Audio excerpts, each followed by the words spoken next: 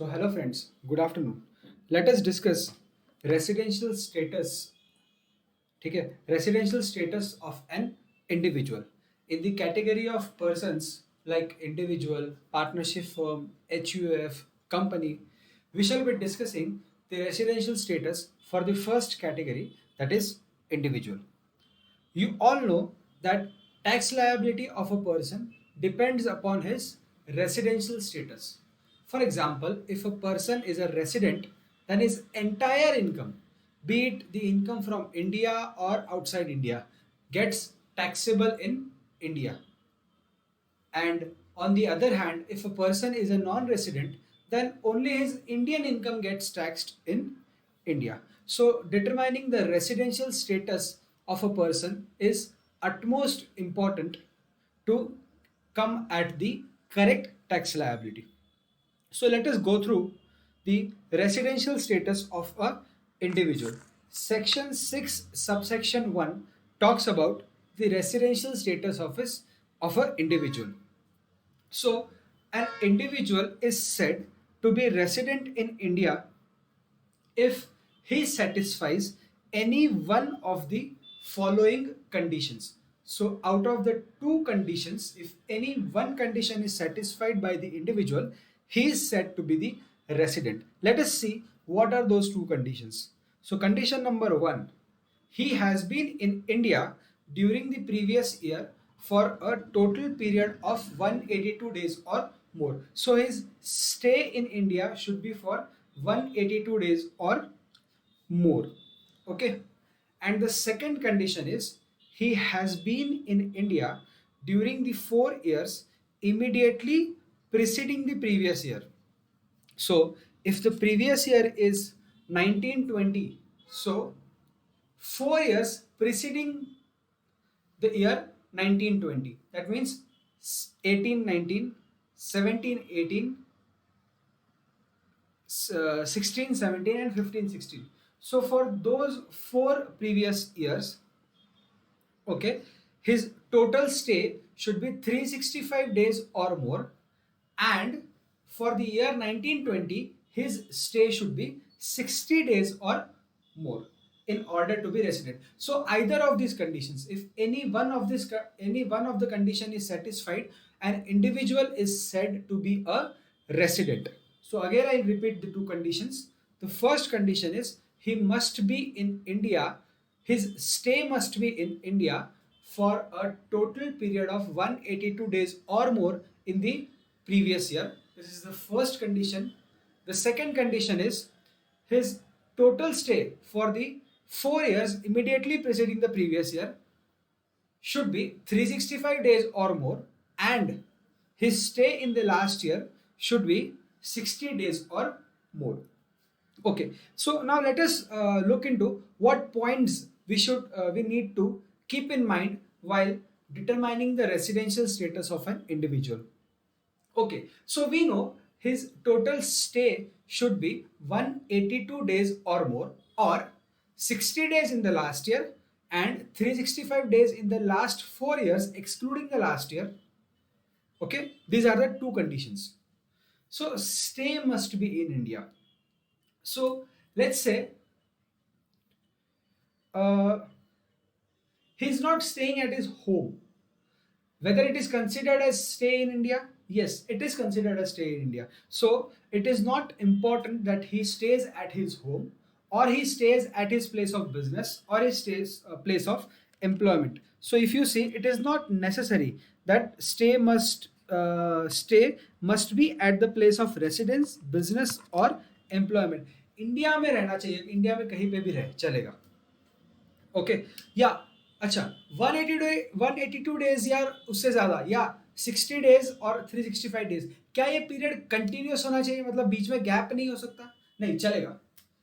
अगर बीच में गैप होगा तो चलेगा, बट प्रोवाइडेड 182 डेज टोटल में नंबर आ रहा है तुम्हारा. ठीक है, if 182 days or more aa raha hai, then the person is said to be a resident. So it is not necessary that stay must be continuous or active. ठीक है, this is not required as long as you satisfy this condition. ये नहीं important है. Okay, now check the first one.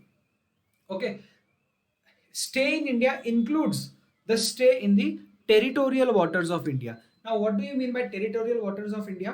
Territorial waters of India means 12 nautical miles into the sea level from the Indian coastline. ठीक है, Indian coastline जहां पर खत्म होती है वहां से आगे तक 12 नॉटिकल माइल्स तक. ठीक है, जहां पर इंडियन कोस्टलाइन खत्म होती है वहां से आगे 12 नॉटिकल माइल्स तक जो एरिया होता है, that area is called as territorial waters of India. So even if his stay is in the territorial waters of India, it is said to be stay in India.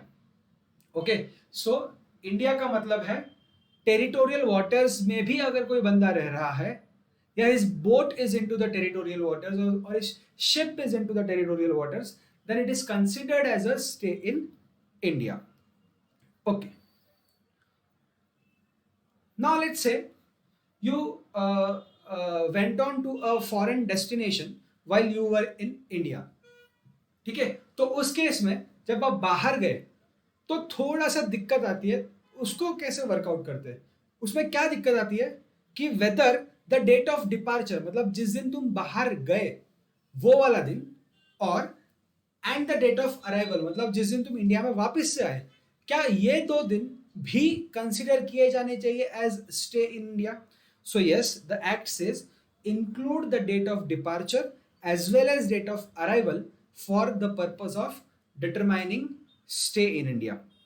ठीक है, तो जिस दिन तुम जाते हो, your date of departure and your date of arrival both are considered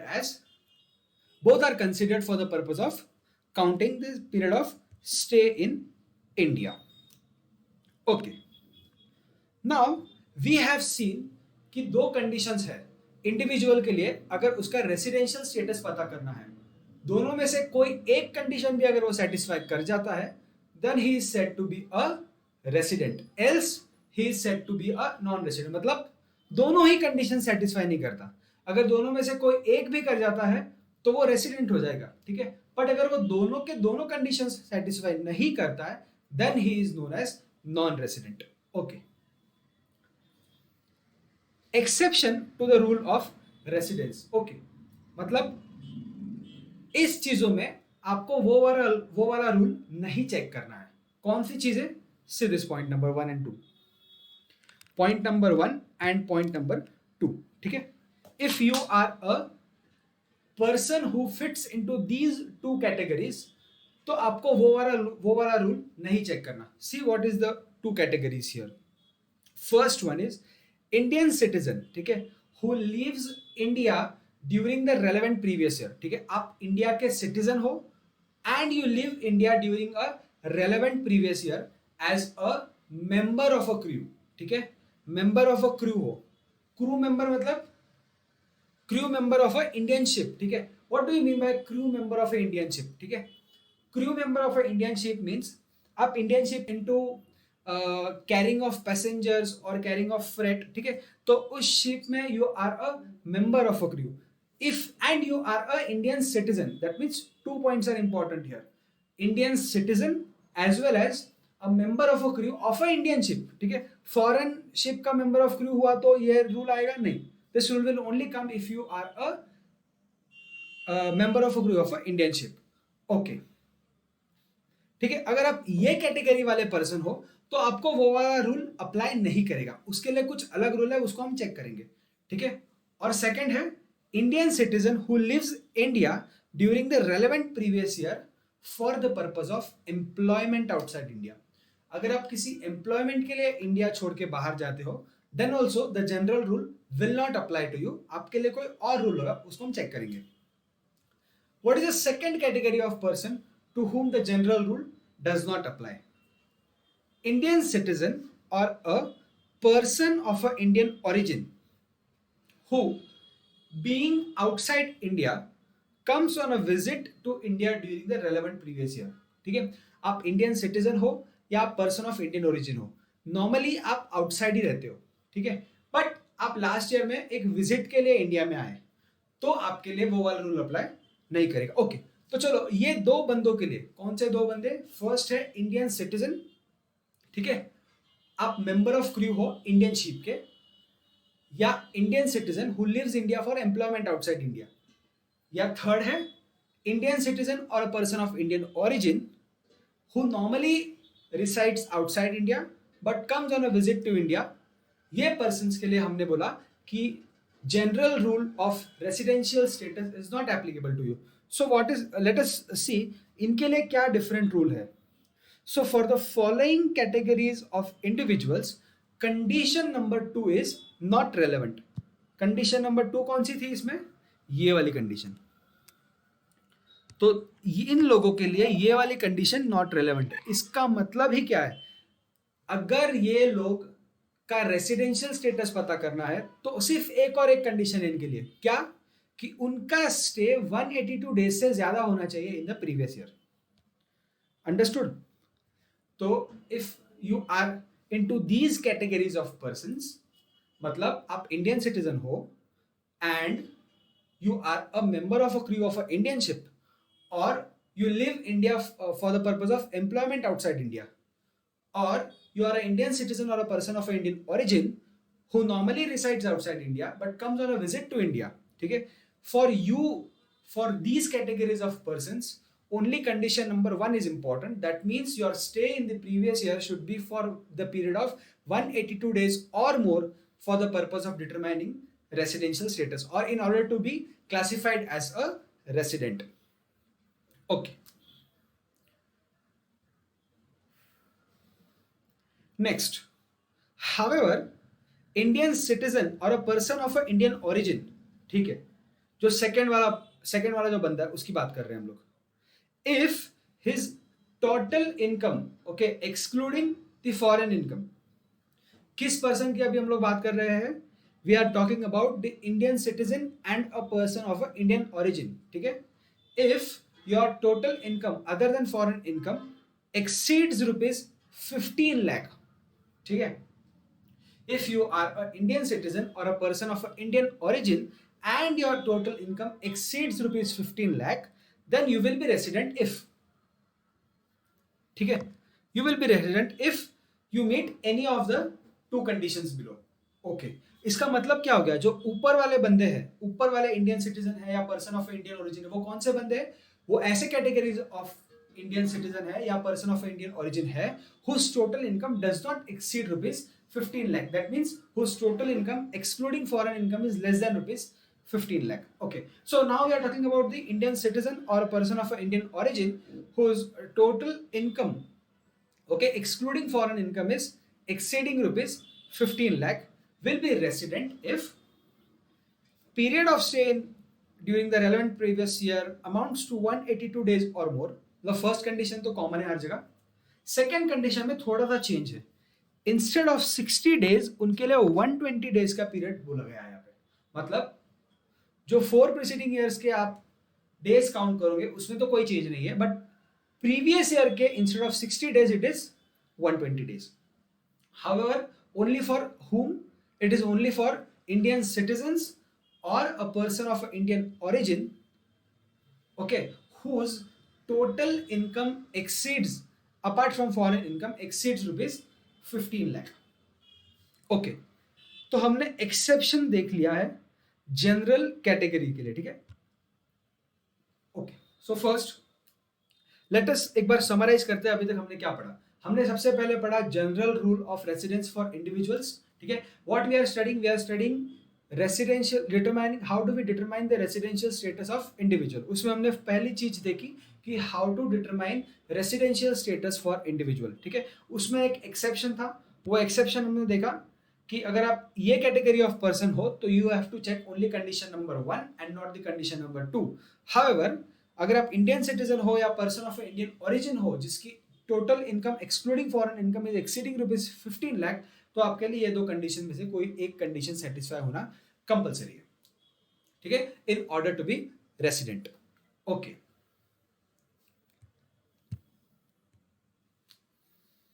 member of a crew of a Indian ship. ठीक है? As per rule 126 of the income tax rules. ठीक है? Now what is this member of a crew of a Indian ship? Okay, जो हमने अभी तक देखा है उसमें if you are a Indian citizen and you are a member of a crew of an Indian ship, then for you you are a resident only and only if your total stay in the previous year exceeds 182 days or more. ठीक है, ये वाली condition हमें पता है किस बंदों के लिए है ये, who is a person who is a Indian citizen and who is a member of a crew of a Indian ship. Okay, so इस पर्सन के बारे में हम लोग थोड़ा सा और भी जान रहे हैं क्या. सी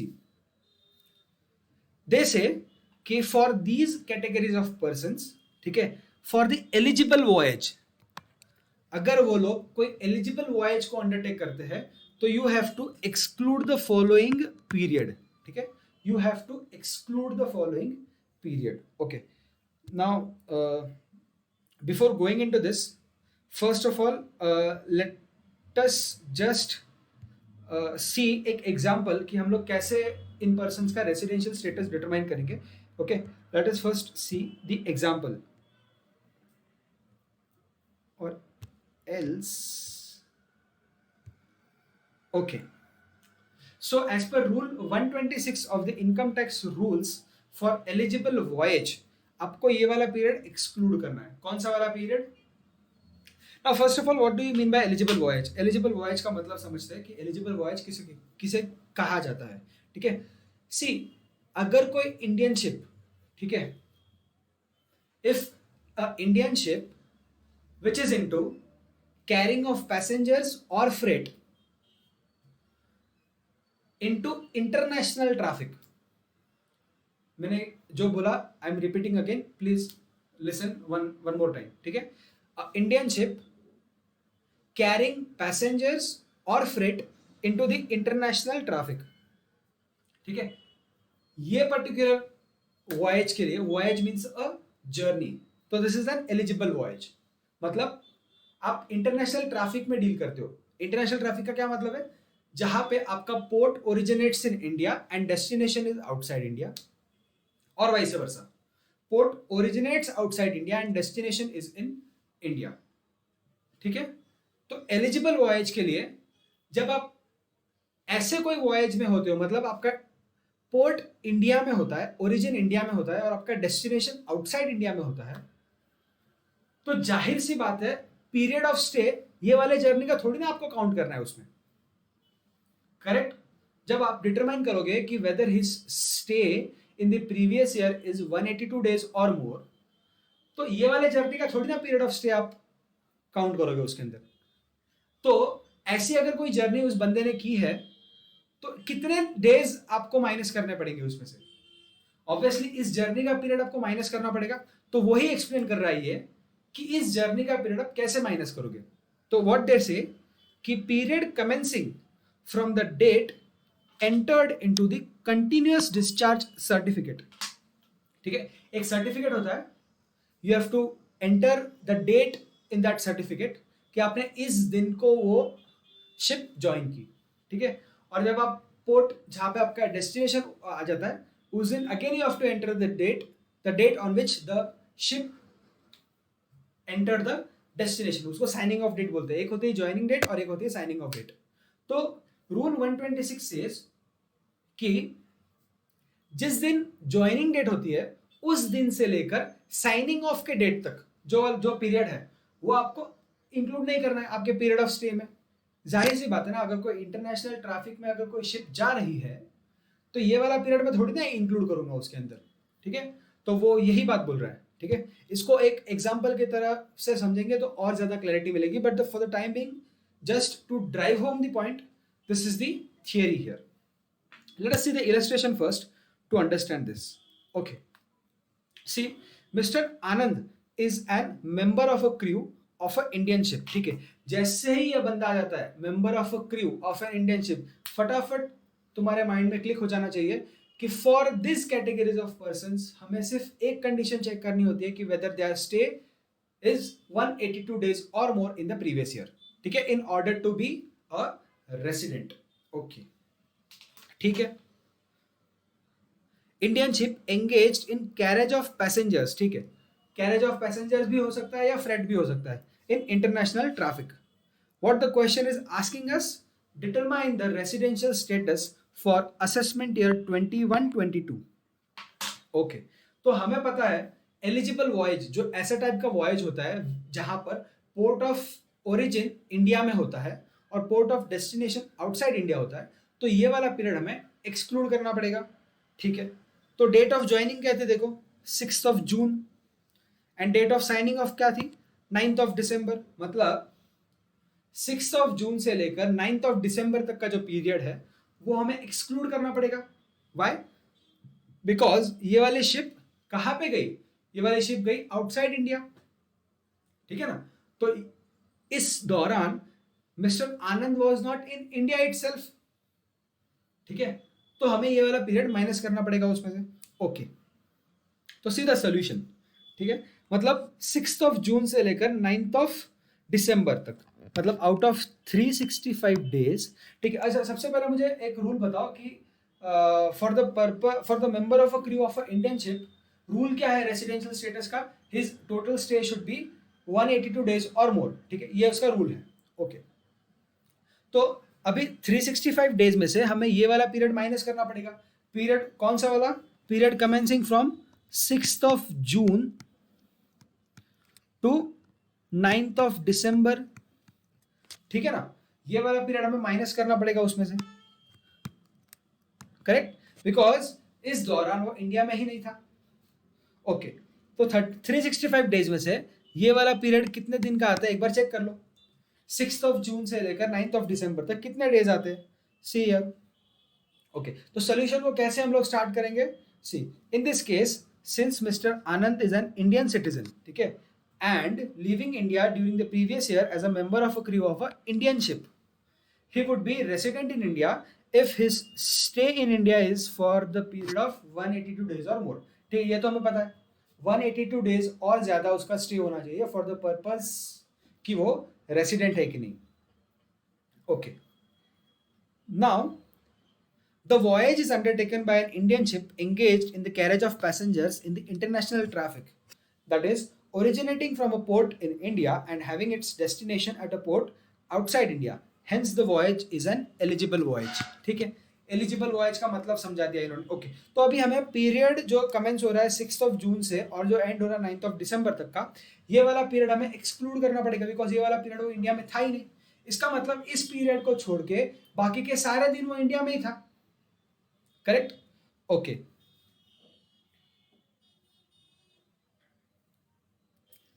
so if you see here, being the dates entered into the continuous discharge certificate in respect of joining the ship and signing off from the ship by Mr. Anand, ठीक है, has to be excluded for the purpose of computing his stay in India। Accordingly 187 days, कैसे, जून के 25 days, जुलाई के 31 days, अगस्त के 31 days, सितंबर के 30 days, अक्टूबर के 31 days, नवंबर के 30 days और दिसंबर के 9 डेज हमको हटाने पड़ेंगे। तो टोटल कितने डेज आते हैं ये 187 डेज हमें हटाने पड़ेंगे। सो आउट ऑफ 365 187 डेज हम लोग हटा देंगे तो बचते हैं 178 days. What is the condition of being a resident? So a person should be his to stay in India should be 182 days or more in order to be a resident। Since his stay is less than 182 days, he is a non-resident। एक ही condition थी उसके लिए resident बनने की कि उसका stay 182 days से ज्यादा होना चाहिए था। सिंस उसका स्टे 178 डेज का है, he is a non-resident।